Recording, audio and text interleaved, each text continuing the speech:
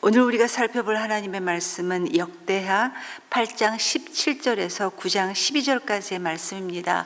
저와 여러분이 한 절씩 교독하고 마지막 절 말씀은 함께 읽겠습니다. 그때 솔로몬이 에돔 땅의 성읍인 에시온게벨 항구와 엘롯 항구로 갔더니 히람이 신하들을 시켜서 솔로몬에게 상선들을 보내고 바다의 노련한 부하들도 보냈다. 그들은 솔로몬의 부하들과 함께 오빌로 가서 거기에서 금 450달란트를 실어다가 솔로몬에게 바쳤다. 스바의 여왕이 솔로몬의 명성을 듣고 여러 가지 어려운 질문으로 그를 시험하여 보려고 예루살렘으로 그를 찾아왔다.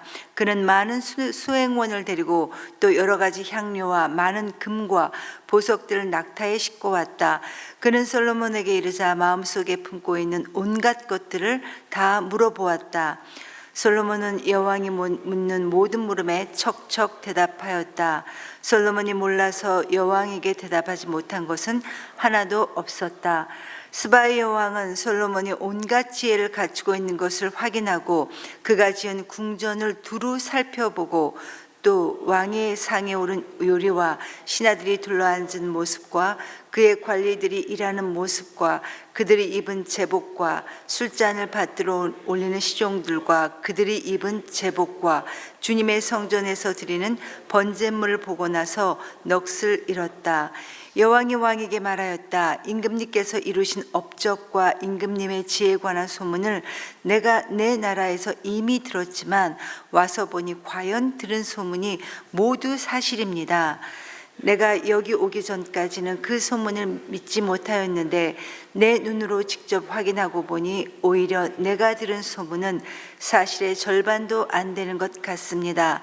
임금님께서는 내가 들은 소문보다 훨씬 뛰어나신 분이십니다. 임금님의 백성은 참으로 행복한 사람들입니다. 임금님 앞에 서서 늘 임금님의 지혜를 배우는 임금님의 신하들 또한 참으로 행복하다 아니할 수 없습니다. 주 임금님의 하나님께 찬양을 돌립니다. 하나님께서는 임금님을 좋아하셔서 임금님을 그의 보좌에 앉히시고 주 하나님을 받드는 왕으로 삼으셨습니다. 임금님의 하나님께서는 이스라엘을 사랑하셔서 그들을 영원히 굳게 세우시려고 임금님을 그들 위에 왕으로 세우시고 공평과 정의로 다스리게 하셨습니다.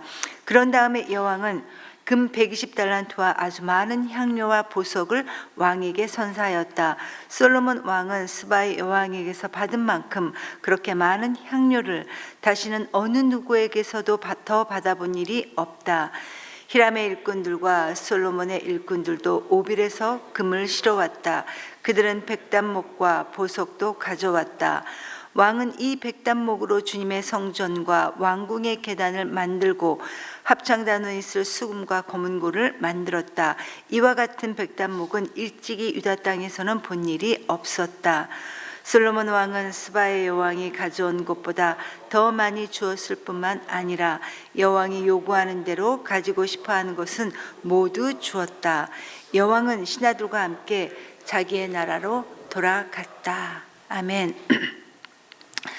오늘 말씀은 계속해서 솔로몬의 통치에 관한 내용입니다. 그리고 그 가운데 우리가 첫 번째 내용이었던 이 8장 후반부의 내용은 솔로몬이 이 오빌이라는 곳에서 금을 가져오는 이야기에서부터 이 이야기가 시작됩니다.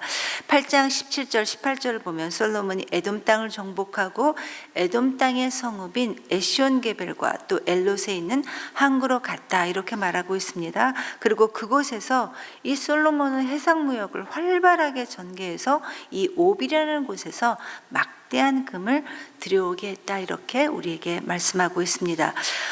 오빌이라는 곳이 지금의 오늘날의 어느 곳을 가리키는지는 우리가 정확히 알 수는 없지만 당시 이 오빌이라는 곳은 유명한 금이 나는 곳, 유명한 금의 산지라는 사실은 우리에게 분명하게 말해주고 있습니다. 이렇게 솔로몬은 해상무역을 통해서 이스라엘에서는 구할 수 없었던 이 금을 수입함으로써 들여옴으로써 이제 이스라엘은 본격적으로 부와 영광을 누리게 됩니다. 그리고 9장에 들어가서도 역시 이 솔로몬의 영광에 대해서도 계속 말하고 있는데, 오늘 말씀은 그중 가장 유명한, 우리 모두가 알고 있는 이 스바 여왕의 방문에 관한 내용입니다. 하나님께서 솔로몬 왕에게 지혜와 그리고 부를 주심으로 당시 그가 얼마나 대단했던지 그에 대한 소문이 그 일대에 두루두루 퍼졌었는데, 이 스바 여왕의 방문은 당시 이 솔로몬의 명성이 얼마나 대단했는지를 상징적으로 우리에게 보여주고 있습니다. 1절에 보니까 이 스바 여왕이 솔로몬에 대한 소문을 듣고 어려운 질문으로 이 왕을 시험하고자 예루살렘에 갔다, 이렇게 말하고 있습니다. 스바라는 나라는 지금의 사우디아라비아 쪽에 아라비아 아래쪽에 있는 이 예멘이 아닐까 하고 우리가 추정을 하는데, 이 스바라는 나라는 당시 향료, 보석, 금의 무역으로 번성했던 이 왕국으로 유명한 나라였습니다. 그래서 그 멀리서부터 이 스바 여왕은 솔로몬의 지혜를 확인하기 위해 달려왔던 것이고, 그리고 그냥 온 것이 아니라 많은 향품과 금과 보석을 갖고 솔로몬을 이제 찾아왔다고 이렇게 말하고 있는데, 여러분 당시에 이스라엘은 이 솔로몬이 주변국들을 정복해서 그 영토가 북쪽으로는 아람, 또 동쪽으로는 바벨론, 또 남쪽으로는 애굽에 가깝도록 영토가 굉장히 많이 확장되었고, 또 정복했던 이 주변국들로부터도 조공을 받았던 그런 왕성한 그런 때였습니다. 뿐만 아니라 지중해 무역을 장악했던 이 두로와도 협력 관계에 있었고, 메소포타미아와도 무역을 하고 있었고, 에돔 지역에 에시온게벨과 우리가 봤던 말씀처럼 엘로탄구를 건설해서 이 해양 무역을 함으로써 이제 솔로몬은 당시의 근동 지방을 호령하는 그야말로 명실상부한 강력한 국가로 부상하게 되었던 겁니다. 그래서 이 스바 여왕은 어떻게 솔로몬이 이렇게 빨리 그런 번영을 이룰 수 있었는지, 그가 가진 지혜를 미심쩍어 하면서도 아마도 확인하기 원했을 것입니다. 그리고 이 스바 여왕은 그녀가 마음속에 품었던 여러 가지 난해한 질문들을 솔로몬에게 던졌고, 솔로몬 역시 지혜자답게 이 스바 여왕의 질문에 대답하지 못하는 것이 하나도 없었습니다. 스바 여왕은 자신이 던진 질문에 대해 솔로몬이 모두가 다 정확하게 대답하는 것을 보고 크게 놀라워하면서 감동합니다. 솔로몬은 그녀의 질문에 대해 하나도 빠짐없이 정확하게 답을 했고, 그녀는 솔로몬의 이런 기가 막힌 왕국, 성전의 규모에도 깊은 인상을 받았다, 이렇게 오늘은 본문의 말씀은 말하고 있습니다. 특히 왕궁과 성전의 아름다움, 그리고 솔로몬의 신하들까지도 그녀의 마음을 사로잡았습니다. 결국 이 스바 여왕은 솔로몬의 지혜와 그가 세운 왕국의 화려함에 바로 놀랐던 것입니다. 그리고 그녀는 마침내 그 놀라운 깨달음을 얻게 됩니다. 즉, 이 스바 여왕은 솔로몬의 지혜를 직접 확인하면서 이러한 지혜는 그냥 거저 있을 수 있는 것이 아니라 하나님께서 특별히 솔로몬 왕이 하나님의 축복을 특별하게 받은 결과임을 절실하게 깨닫게 되었던 것입니다. 그래서 8절에서 이 스바 여왕이 이렇게 고백합니다. 주 임금님의 하나님께 찬양을 돌립니다. 하나님께서는 당신을 좋아하셔서 당신을 이 왕위에 앉히시고 하나님을 받드는 왕으로 세워주셨습니다. 임금님을 그들 위에 왕으로 세우시고 공평과 정의로 다스리게 하셨습니다. 라는 기가 막힌 하나님을 향한 고백을 이 스바 여왕이 하게 됩니다. 이처럼 스바 여왕은 솔로몬의 지혜와 업적을 보고 그를 세우신 하나님을 이렇게 드높이며 찬양했는데, 여러분 이 스바 여왕의 찬양에는 두 가지 의미를 우리가 살펴볼 수 있습니다. 첫 번째는 물론 그녀의 이 찬양은 솔로몬을 두고 한 말이었지만, 그러나 이 고백은 장차 다윗의 후손 가운데 정의와 공의로 다스리실 메시아가 세워지게 될 것이다 라는 이 예언이기도 하다라는 이 점입니다. 그런 의미에서 이 스바야 왕이 말했던 것처럼 솔로몬의 통치 아래에 있는 신하들에게 당신들에게 복이 있다고 말했던 것처럼 오늘날 솔로몬 왕과는 비교도 될 수 없는 지혜와 능력, 또 사랑과 정의로 다스리는 이 예수님의 통치 아래에 있는 우리 모두도 참으로 복된 자들이다라는 이 고백을 하나님께 이 아침에 올려드려 봅니다. 그리고 두 번째로 이 스바야 왕이 하나님께 드렸던 고백 중에서 가장 중요했던 것은 왜 당신을 하나님께서 이스라엘의 왕으로 세우셨는가 하는 이 부분입니다. 이 부분에 대해 스바야 왕이 이렇게 말합니다. 하나님께서 당신을 이스라엘의 왕으로 세우신 목적이 분명하게 있는데 그것은 하나님께서 당신에게 주신 그 지혜를 통해 백성들에게 정의와 공의를 실현하게 하려는 것이다 라는 바로 이 부분입니다. 하나님께서 거저 그 지혜를 주신 것이 아니라 분명한 목적, 즉 세상 가운데 정의와 하나님의 정의와 공의를 주님이 주신 지혜로 실현해 내라는 것입니다. 무슨 말입니까? 그 지혜를 갖고 당신이 행해야 될 사명이 있다라는 것입니다. 그리고 솔로몬뿐만 아니라 예수님의 통치를 받고 있는 우리 모두에게도 하나님의 정의와 공의를 이 땅에서 실현시켜 나가야 되는 분명한 사명이 있다는 사실도 우리 역시도 잊지 말아야 할 것입니다.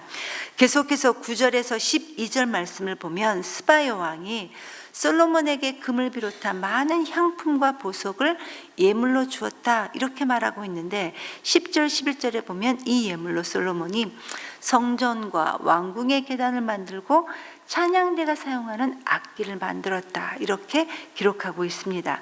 그리고 마지막 12절 말씀은 솔로몬이 이 스바야 왕에게 그녀가 원하는 모든 것을 담례함으로 본국으로 돌아갔다라는 말씀, 여기까지가 바로 오늘 본문의 내용입니다. 성도 여러분, 아마도 이 스바라는 나라는 어떻게 보면 지금 막 부상하고 있는, 지금 막 위세를 떨치고 영토를 넓혀가고 있는 이 솔로몬의 적극적인 이 무역 정책으로 아마도 자기네들 경제가 크게 위축되었을 것입니다.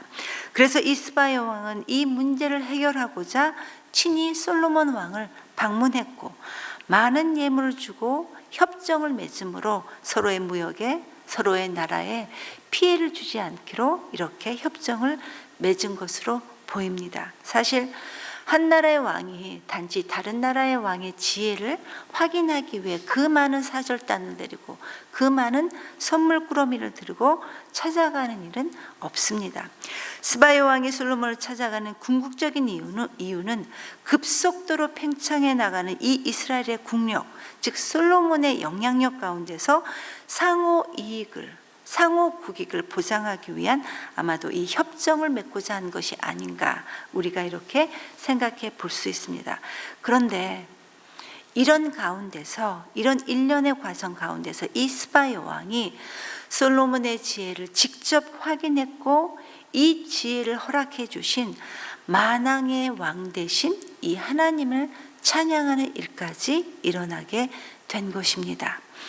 이처럼 오늘 말씀은 솔로몬이 하나님께로부터 받은 지혜로 이 이스라엘을 통치함으로써 이스라엘은 강력한 국가가 되고 또 풍요와 번영을 경험하며 그 빛난 영광이 대외적으로 힘차게 뻗어나갔다라는 사실을 우리 모두에게 말해주고 있습니다. 그러나 여러분, 언제 이러한 일이 일어날 수 있습니까? 솔로몬 왕이 하나님이 주신 지혜로 나라를 통치할 때라는 이 분명한 전제가 있어야 한다는 것입니다. 그런데 여러분, 이 솔로몬 왕이 나중에 어떻게 됩니까? 솔로몬은 하나님께로부터 받은 이 지혜를 처음에는 제대로 사용하는가 싶었지만 나중에는 그 마음이 둔해져서 자신에게만 집중해서 그 목적을 제대로 실현해내지 못하게 되었습니다. 하나님께서 그에게 지혜를 주신 분명한 이유가 있었는데 솔로몬 이것을 외면하고 자신의 명예와 자신의 자신의 이익을 쌓는 데 이 지혜를 사용하게 되었다는 것입니다. 여러분 말씀을 맺습니다. 성경은 이 스바 여왕의 방문 이 이야기에서 하나님의 뜻과 지혜를 올바르게 사용하면 우리 모두를 통해서 하나님의 영광이 드러날 것이고, 그러나 만약에 우리가 그렇게 하지 못한다면 오히려 이 물질적인 성공이 우리에게 해로울 수 있음을 우리 모두에게 경고하고 있다는 사실을 우리는 잊지 말아야 할 것입니다. 저와 여러분이 주님이 주신 지혜로 이 하나님의 뜻을 이루어 나갈 수 있게 되기를 간절히 기도합니다.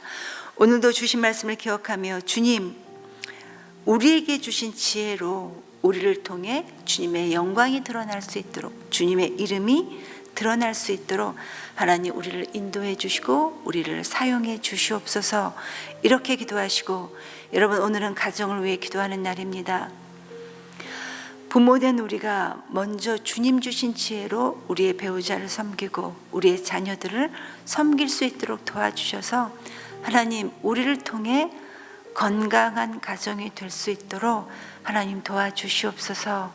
이렇게 기도하고 계속해서 개인의 기도의 간구를 이어가시겠습니다. 기도하시겠습니다.